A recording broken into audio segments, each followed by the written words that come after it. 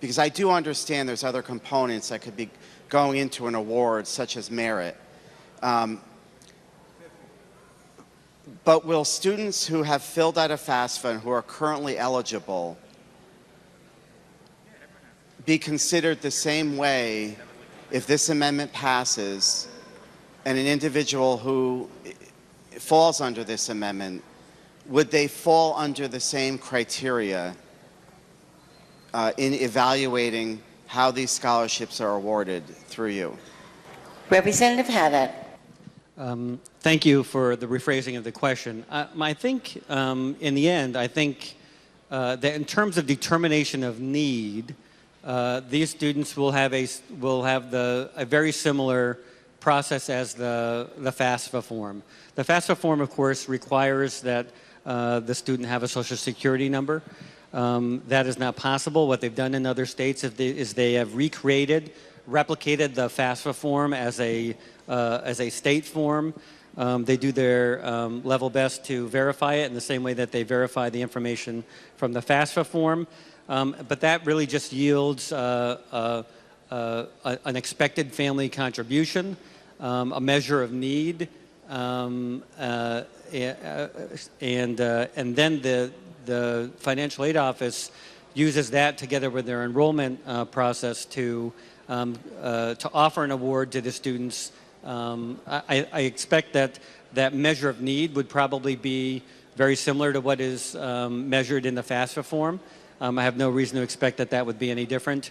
But the bill itself, though, would not require the university to make the same determination based on that measure of need.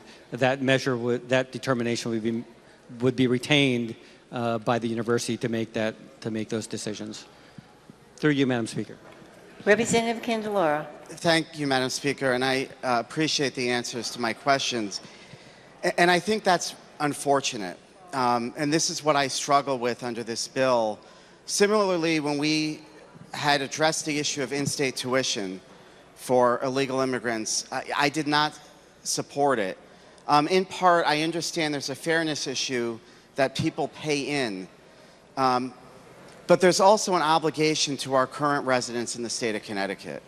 And the concern I have, where this bill is going a little bit further, it's going to be allowing our universities to be awarding financial aid to different classes of people. When I say different classes of people, it's individuals who are legal residents of the state of Connecticut versus undocumented immigrants who fall under the criteria here, that I'm hearing now the financial institutions can treat them differently in awarding those scholarships. So potentially, if a school decides they want to have a large undocumented immigrant population, they could change this financial aid criteria and award more financial aid to those individuals at the expense of our current Connecticut residents. And I know that this is a shrinking pool. We've heard that. That there are some individuals that are saying that they're not able to receive the money. But I guess I have a problem with the underlying bill to begin with because of the quandary that the federal government has left us in. We're creating different rules and different classes of people. But what I'm astounded now to hear is that this bill is going to allow our institutions to potentially give preference to undocumented immigrants for this financial aid pool over Connecticut residents. And I wish that this bill had been tightened up to say that the institutions cannot do that. I was hoping the answer would have been different, but it's not, and I think that's a problem. As we prioritize all our resources in the state of Connecticut, none of these decisions are easy. And I know that these individuals, and the justification for this bill was that these individuals are paying in 15% of the tuition.